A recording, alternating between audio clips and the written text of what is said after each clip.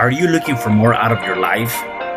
Do you need ideas on how to start new businesses and how to move forward in your own personal life? Well, guess what? You have come to the right radio show. At You Can Overcome Anything podcast show, you will learn and hear from many people from all walks of life who are sharing their challenges, their stories, the habits, and the mind shifts they had to overcome to become who they are today. On top, you will get a chance to connect and see how you can overcome anything by networking and learning about your next move through this radio show. I present to you our great speakers at You Can Overcome Anything podcast show with your host, Cesar Espino.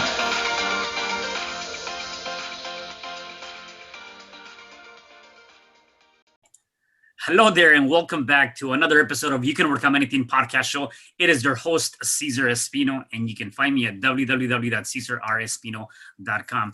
Today, I have a special guest. Her name is Jenna Smith. Hey, Jenna, how are you? Hi, I'm so glad to be here. Thank you for having me. Yeah, definitely. I'm glad to have you. So let me give you a little bit about Jenna. She is a business strategist, coach, a serial entrepreneur who helps people with big ideas tap into their inner genius and create big profitable business.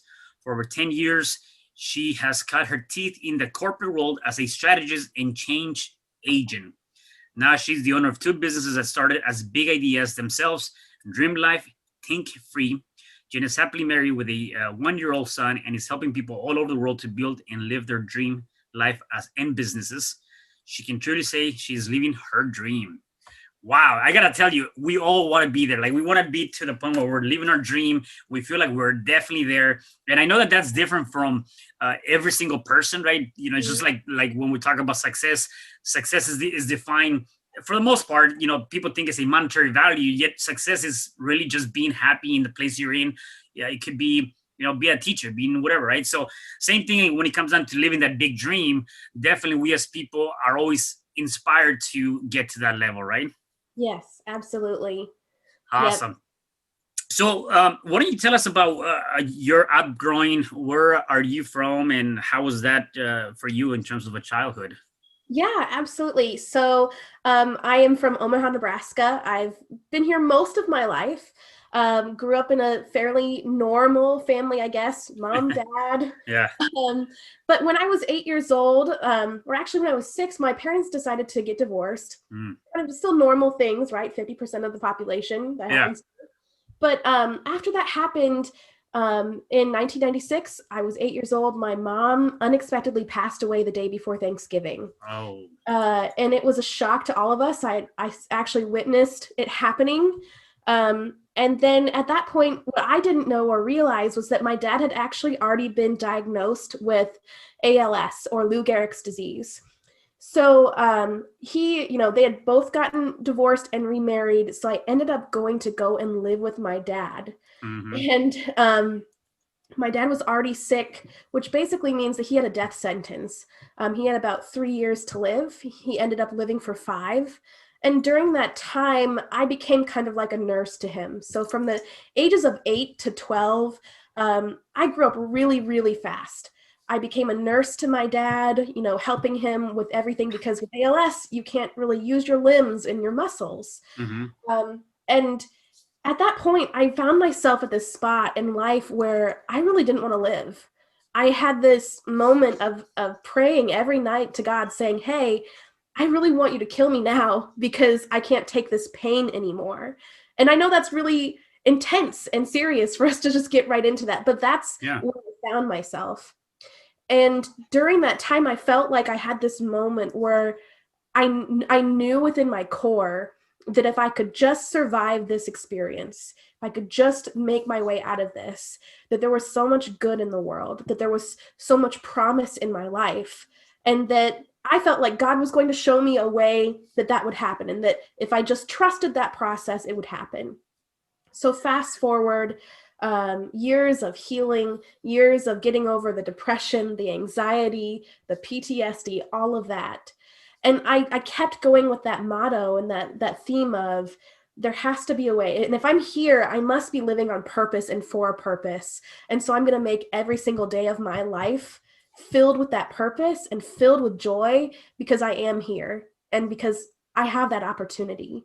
So that's kind of been my childhood is going from the lowest of lows, feeling like I didn't have any promise or there was nothing that life could give me, to living a life full of promise, full of potential, and helping other people to do the same. Wow, I gotta tell you that that's definitely a very touching situation, and you know, being a kid and not only losing your mom and then becoming again like a nurse to your dad. How old were you when your dad passed? I was 12. 12. So, you know, the way a lot of things people don't see it is that the way the mind works, you know, really between the ages of 1 through 7 is when the unconscious mind is really extracting everything that's going on. And what you see during those 7 years really are going to determine the rest of your life, even though you don't realize that. And so, unless you deal with whatever took place during that period of time, you're going to have and you're going to stumble across many different obstacles throughout your life. You were kind of in that age range from 6 to 12 where you lost your mom, you lost your dad. And now I can only imagine at 12 thinking of, I want to die. Like, I cannot even put my head around that because that's very touching. I mean, we do see that suicide rate continues to go up tremendously, right? And even so, right now with the pandemic, people that are enclosed and you know, getting depressed and things of that nature. Yeah, we're talking about here, whether it doesn't make it right or wrong. I'm just saying we're talking about people that are older, being at a young age. You talked about having that faith and trusting. What was it that kind of got you into being able to say, you know what, yeah, this is not the way for me. Although I'm asking and praying to for my life to be taken, no, this is not the way for me to leave this place, right? What was that? How did you come to the conclusion? I think the best way I can describe it was that my inner me, the inner self, even though my conscious was seeing all of these horrible things and experiencing all of these horrible things and blaming myself for a lot of the things, because that's what a 12-year-old does, is make sense of their world. I felt like the inner me, the true power within me connected to something higher, and I had this revelation moment where I realized that the me that I was experiencing and the environment that I was experiencing was not a definition of who I truly was, what I was capable of, or what life was. And that moment and those series of moments, that little glimmer of hope, even just that tiny little split second moment and the moments that came, I made a decision to look at those instead of everything else. And for me, it wasn't necessarily like I was doing affirmations and doing all of these wonderful things that we hear people do. It was about me just holding on to that in survival mode. But that then became me looking for it and making that my mission. Like, I clung to that because I really wanted to live all that I could live out of life. And that's what I have continued to do, but I've continued to build on that and now make it more about not survival, but about thriving, about truly living rather than just getting by. Yeah, I got to tell you, I love what you said. And I think that's very important for our listeners to take note of that. And you said that you just made a decision, right? And you made a decision of even a very tiny, small speck of hope, of faith. And a lot of times we tend to forget about the possibilities, and we focus too much on all the negativity because it's a lot bigger. It's on the surface, yet deep down there's a tiny little part of hope and faith, and we got to stick to that because that's what's going to help you move through. I always tell people that the decisions and choices we make today will determine the quality of life that we're going to have tomorrow. And so being able to decide, it's critical, right? I think that the decision and the choice to do something, that's the easy part. What is not so easy is the aftermath, the things you have to do to make that change. Except people believe that the decision to leave that job, the decision to leave this abusive relationship, the decision to have faith that everything's going to work out, they believe that decision is the hard part except that it's not. You just got to decide and then go through with the aftermath, which is what is the thing that's going to cost you the work and the effort and the input to be able to survive, right? And thrive. Absolutely. I think there's a difference between being willing and wanting. Mm. So when you want something, it's more of like a wish. It's something that you conceptually think about. But when there's a will to do something, when it's connected to who you truly are and what you truly believe, that's where the daily action comes into place. So it doesn't have to be about surviving a traumatic childhood. It could be about a goal. It could Right. be about something that you desire to do, but even though it's so big and there's so many obstacles in the way, you continue to work at it. That's what I see as the difference between being like wanting to do something and being willing to do it. You really have to will it to happen. Yeah, and it's all relatable. I like the fact that whatever the challenge may be, at the end of the day, the willing, as you said it, and the wanting or the making the decision is so relatable to what is it that you want to do moving forward, whatever that might be, right? I'm curious to know, at the age of 12, when you lost your dad, what happened to you? Who was taking care of you, or how did that play out for you? So I'm really fortunate to have a very engaged family. Mm. My mom's sister, my aunt and uncle took me in with their three kids. So I became automatically, instead of being like a kind of an only child, because my Yeah. brother was out of the house at that point, to being the eldest of four. Wow. Uh, so I lived there for probably, I think it was about 4 years. And then when I was a junior in high school, my stepdad, my mom's second marriage, the person she remarried after my dad and her divorced, he and his wife took me into their house, called me their daughter, and said, "You are one of us. You're our family. You're like blood." And so I've been part of that family ever since. Mm. And honestly, it is one of the greatest gifts that life has ever given me. If you really want to see a picture of what love looks like, that's what I think of, Mm. is when someone has no agenda, they have nothing that they want from you except for just to love you. And that was one of the most impactful moments of my life because it was so restorative. It was this moment where I realized that even though adults had let me down, even though whether they had wanted to or not, even though the people that I loved most had left my life and I felt alone, that life still had so much to give, and that it wasn't there to hurt me, but to help me to thrive.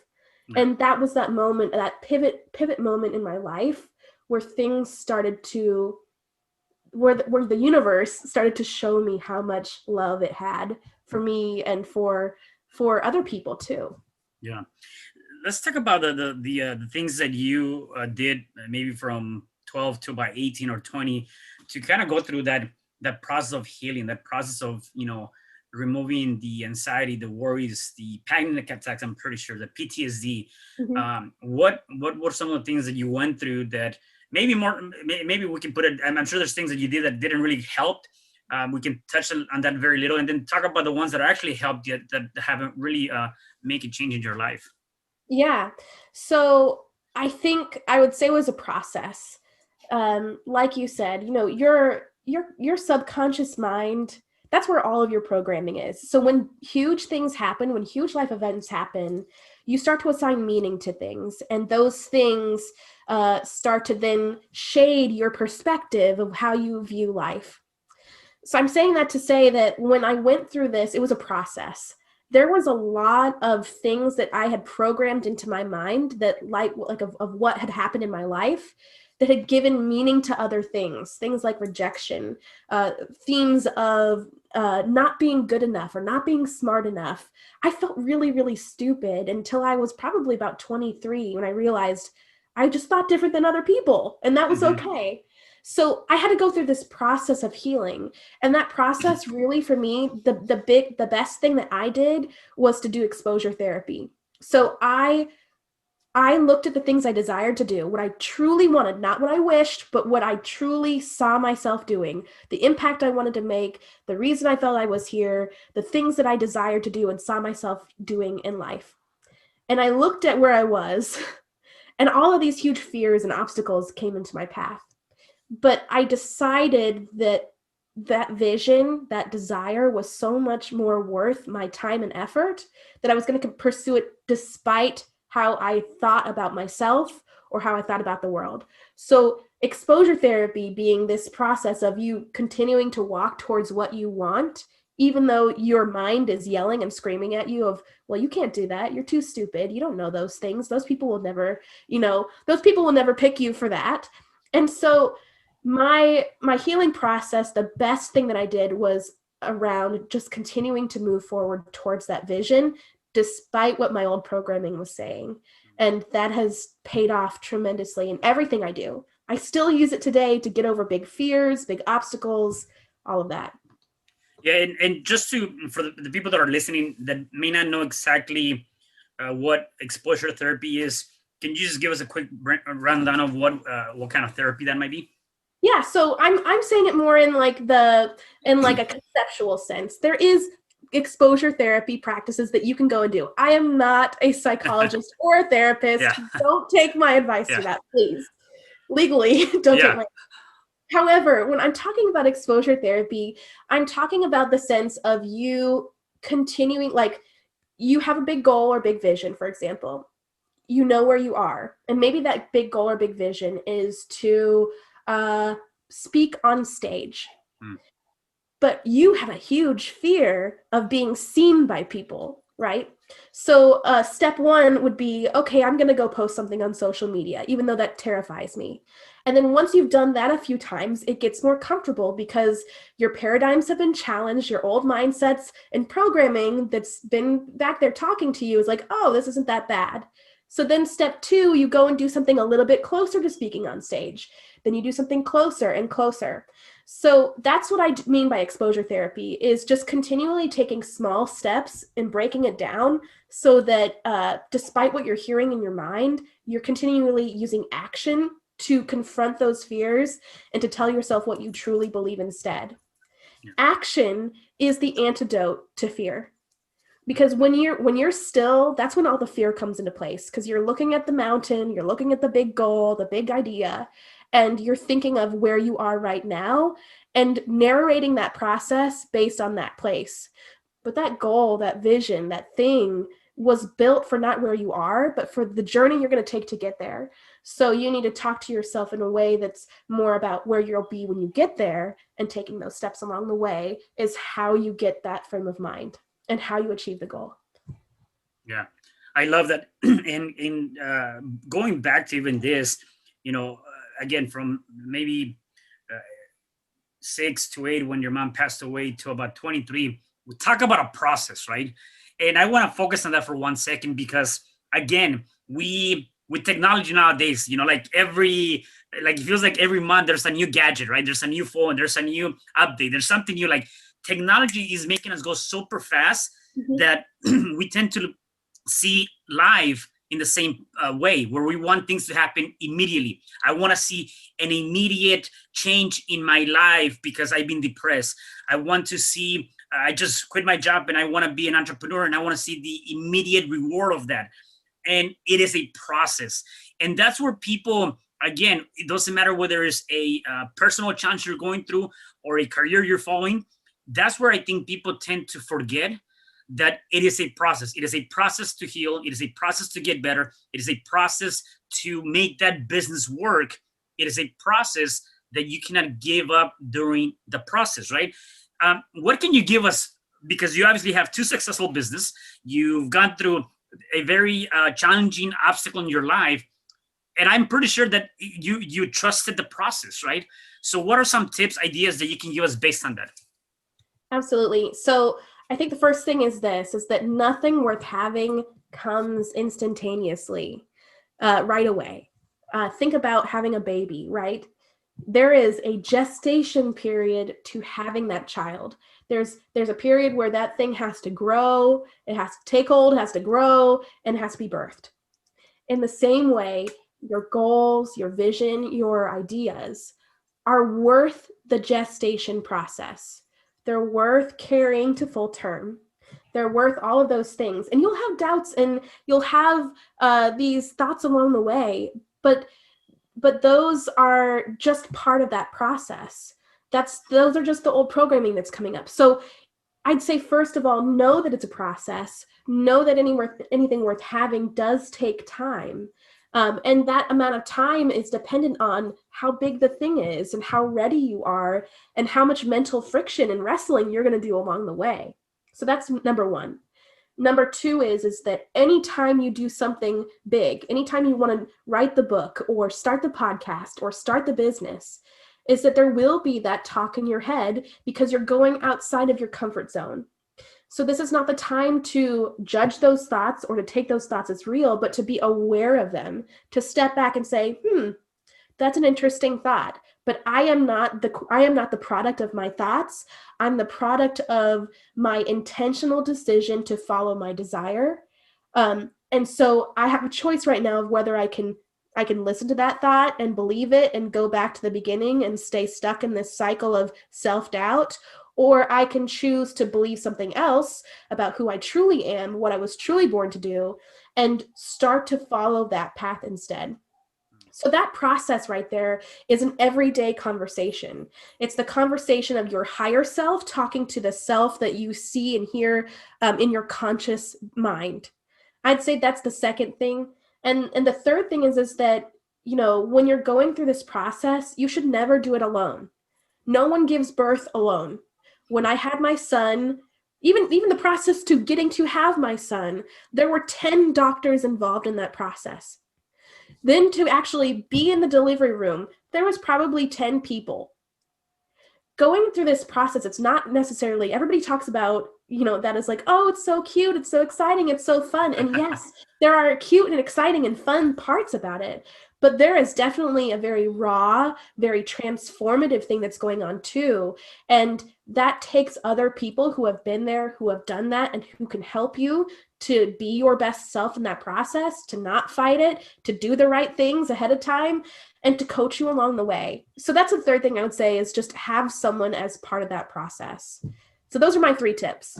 Yeah, I love it. You know what? This is definitely awesome tips, and it can definitely help anyone out in that process.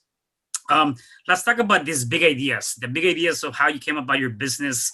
And probably before that, you obviously talked about really cutting your teeth in and out of the corporate world and stepping into what you're doing now. That's always been a very interesting transition for some people, and it's not for everyone. Yet I want to understand how that was for you, and then how these big ideas came about to have your own businesses. Yeah. So I think first and foremost, I've always been a dreamer. I've always been someone who's seen the impossible and thought it to be possible. I think that comes from my childhood and just who I was wired to be. So when I went into the corporate world, there was a little bit of growing up I wanted to do and to see like, what is it that's out here? Like, I know kind of what I'm good at and I know what I'm interested in, and I want to follow that a little bit to see what's going on. But then there came this transition to me being very intentional about, okay, I'm staying here because I want to intentionally prepare myself.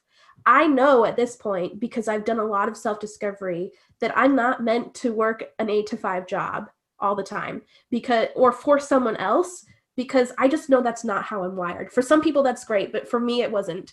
So I intentionally put myself in the corporate world to learn and to glean and to understand all of those things so I could then take it into my business. So at some point then I went and I decided, okay, I'm going to start my business on the side of my job, and then I'm going to transition into that, which is what I did. Yeah. So I'd say that that's kind of my whole transition process. And that's kind of what I've done to be able to grow the idea while still funding a life and a livelihood. But for me, that dream that I had that formed along that path, that it never seemed impossible to me. And I've always just kind of let it grow and get bigger and bigger and followed that along the way. I'd say if you're wanting to build your dream job, your dream business, you have a big idea, that the best thing you can do is to follow your desire, not your wishes, not the things that you kind of want and like then go away, or like the passionate things that you're passionate about for, 5 months and then fizzle out.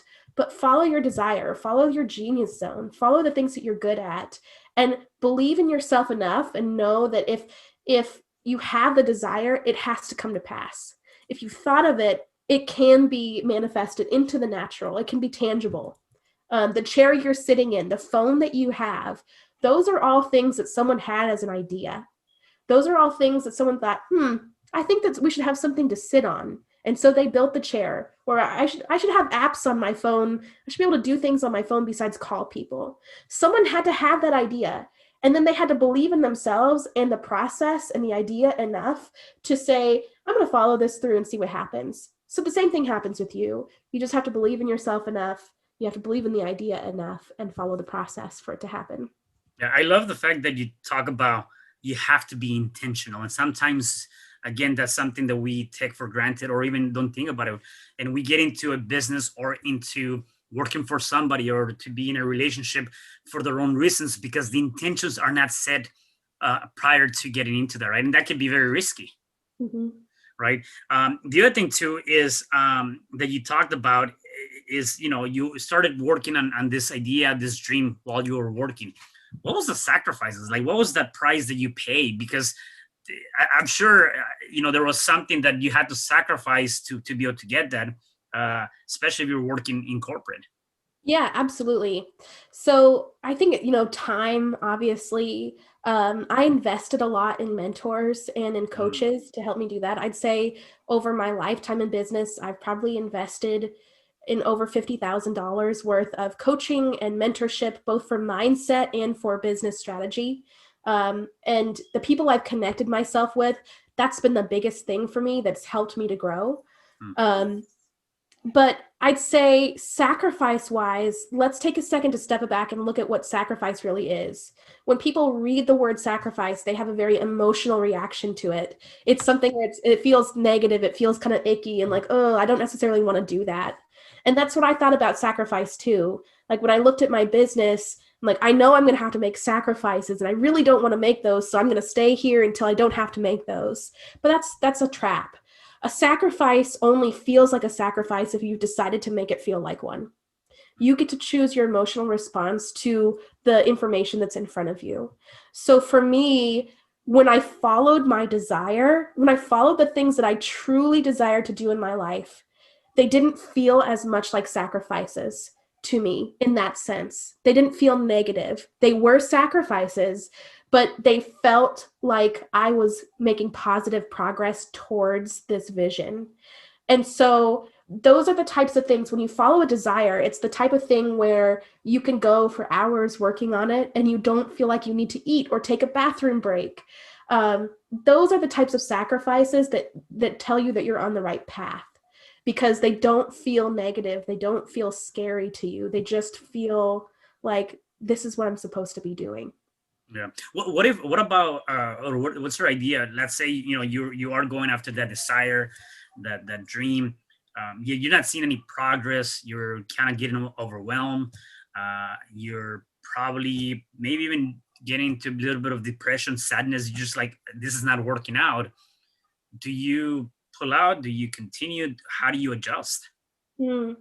So I like to take a step back and look at the facts of what's really going on because stuck is not a status. It's a state of mind usually. Same thing with overwhelm. It's just a matter. It's like a conversation that you're having in your head and a narrative that gets you in a downward spiral of negativity and of questioning and of thinking all these things. It's a story you're telling yourself. So the first thing I like to do is look at it objectively and say, okay, what are the facts here? What have I done?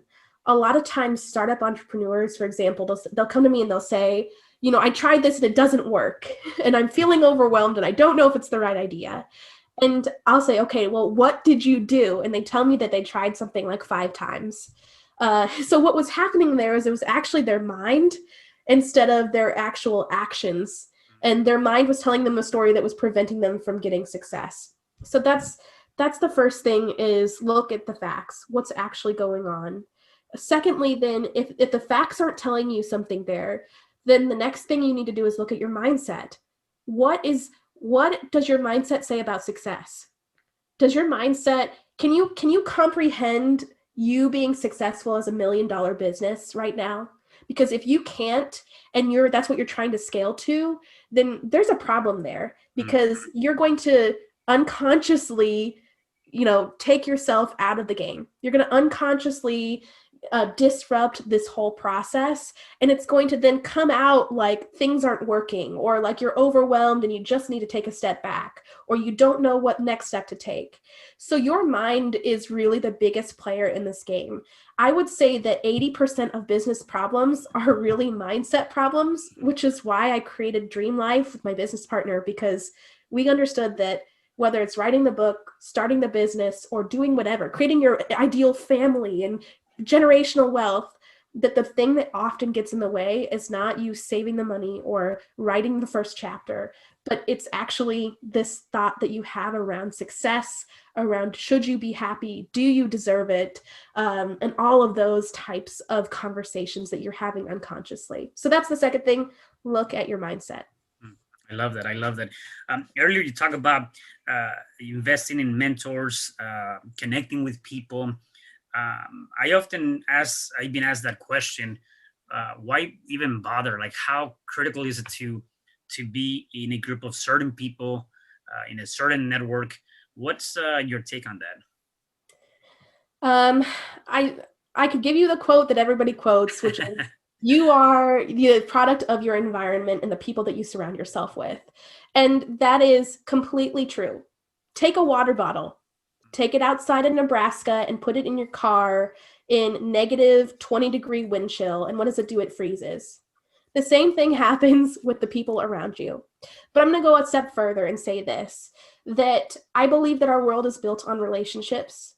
And that while you can probably Google a lot of the things that you need to know, you can read a good book. I have a great book right here from, on like things executives should know, right? That there is more that is caught than taught. And my mentor told me that. And it's something that I've watched. I watch his life. I watch what he's doing. I watch how he treats his kids. I watch how he runs his business. I watch how he thinks. And that tells me so much more than a quick Google search will. It tells me so much more about how to run my business and the approach I should take and how my heart should be when it comes to counseling with people, like coaching people. It tells me just so much more than you're ever going to get from trying to figure it out on your own. And thirdly, I'd say this is that if you were to take a hike somewhere, you're going to go out and, decided that you wanted to hike in the Appalachian Mountains, you would probably take a map. You're not just going to figure it out on your own. And that map has been time tested and trail tested by thousands of people. And so why wouldn't you do that in your business? This, for me, this attitude I take towards relationship is because I have done the other thing. It's because I've spent the time trying to figure it out on my own. And I can tell you that I had to make a decision that my ego was not worth me like losing the progress, losing the momentum. I was trying to uphold my ego by not asking for help or figuring out that I could do it myself. But that's not the way that creation works. That's not the way that things actually happen. Things happen when you get other people who know more than you, who have been where you've been, or might even have different perspectives than you, and can help input into your process so that you don't have to do that hard work, so that you can be your best self and they can call you on it when you're not. That's why relationships are so important. Yeah, I love that. Jen, I have a couple more questions for you before I let you go. I'm really enjoying this conversation, but I do respect your time. If people wanted to connect with you, where can they find you? Absolutely. So you can find me at www.jennasmith.me. And you can definitely find me there. I am offering for your viewers a quick strategy session. So if you have a big idea, if you have a vision, and you just want someone to talk about it with you in like a no pressure environment, I love believing in other people's ideas. I love strategizing with people and helping them figure out what their next step is on that. So I'd like to offer that to your viewers. Awesome. Thank you. Yeah, I've got a few spots every single month for this. So if you want one, make sure that you get signed up right away. I'm sure we can put the Yep. URL in the show notes. Yep. But this helps you get the one strategy you can use right now to start acting on your dream and make your idea go from just an idea to something so much bigger, whether it's creating income or legacy or whatever it is that you want in your life. Yeah, no, definitely.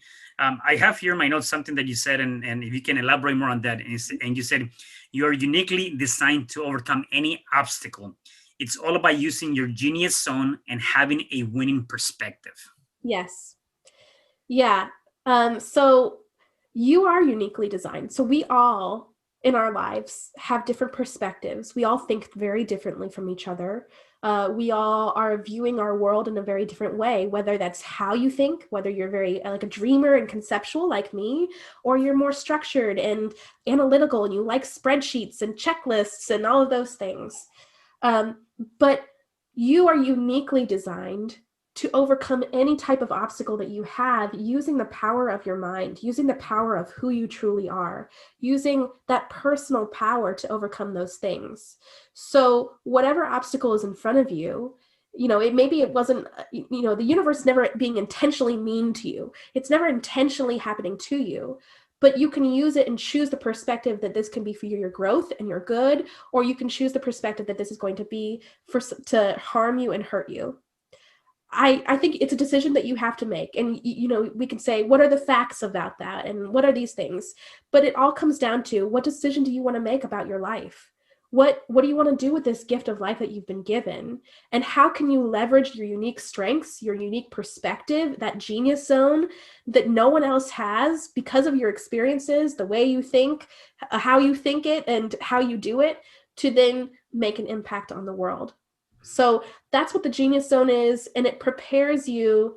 That plus this, all of this experience that you've had in life has prepared you to overcome any type of obstacle that comes in your way.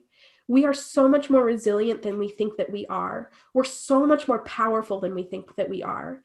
And if we had a glimpse of the power that's within us, we would do amazing things. We would never hold ourselves back from things. We would never second guess ourselves. There's a person that I listen to often. His name is Dr. Miles Monroe, and he says that the richest place on earth is the graveyard. And that has stuck with me forever because it completely shows what's happening in our world. There are so many people that are out there who don't make that decision, who don't take this time and this gift that they've been given of life and continue to second guess themselves or to think that life is harming them rather than is there for them to prosper and do good things. And so they end up dying with all of the things that are within them. But you can make a choice now that you know this, now that you're aware that that doesn't have to be the case, and that you can use the things that you've been uniquely designed to do to make an impact, to start that family, to start the business, to write the book, to have that conversation with the person, to go outside your comfort zone, and to die empty. That's the goal. That's what these obstacles are there for you to do, is to overcome them so that you can help others, so that you can grow, and so that you can be the best person that you can be. I love that. And I want to add to that. Les Brown also talks about that. And he talks about imagine that you're on your deathbed, and surrounding your deathbed are all the ghosts and ideas that you could have brought to fruition. But because you decided not to take action, they're dying with you. Again, you're not dying empty, right? You're dying full of ideas. So definitely taking that aspect in your life and deciding to go out and do it, it's definitely a lot more rewarding than not doing at all, right? Exactly. And think about it, like, not doing it at all, it doesn't just impact you. It impacts all of the people who are supposed to read that, who are supposed to hear that, who are supposed to feel that from you. And so it's never just a one person decision. Yeah. It's a society decision. And you were born to shift the world, to be that change. And whether it's a small change in your mind or a big change, it's hugely impactful to someone.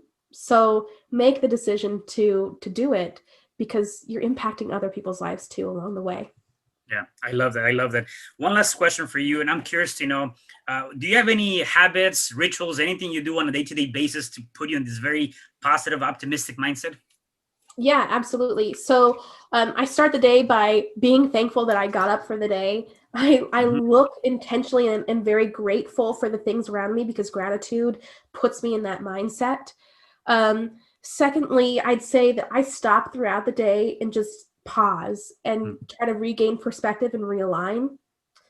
And then thirdly, I'm always trying to connect with people who are of the like mind, because it helps me to kind of expand my awareness and my craft and what I'm thinking.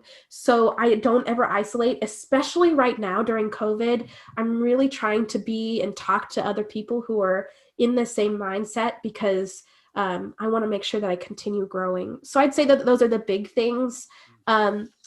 Otherwise, I'd say I'm really intentional about how I spend my time. So for me, in my business, I make sure that Mondays and Fridays I don't work. I take them off. I'm with my son all day. And so I'd say being intentional about my time is another thing that I'm really, really cognizant of, because it's helped me to create my dream life and to be able to be rested and on point for not only my family, but for my business and my clients as well. Awesome. I love that. Well, Jenna, thank you so much for being here. I really appreciate you being on the show. Anything else you want to say before I let you go? I'm just so grateful that I'm here today and that we could have this conversation. It sounds like what you guys are doing is just amazing, and I'm really glad that to have met you and to hear from your listeners. Awesome. Well, thank you. Thank you so much for being on the show. Really appreciate you. And for the rest of you guys, do me a favor. Please make sure that you comment, like, subscribe, share this, because this is a powerful message that people must hear, and it can definitely impact their life positively today. Please stay tuned for the next episode of You Can Overcome Anything podcast show. Till next time, see you.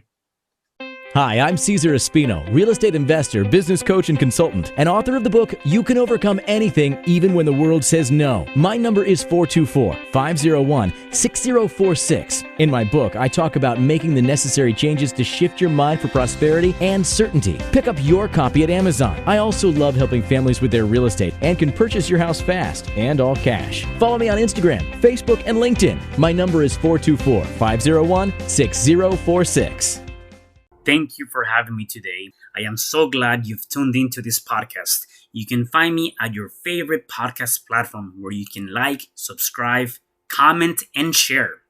And to learn more about myself, my services, you can find me at www.cesarrespino.com, or you can also find me at your social media.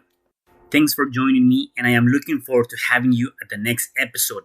And know you truly can overcome anything.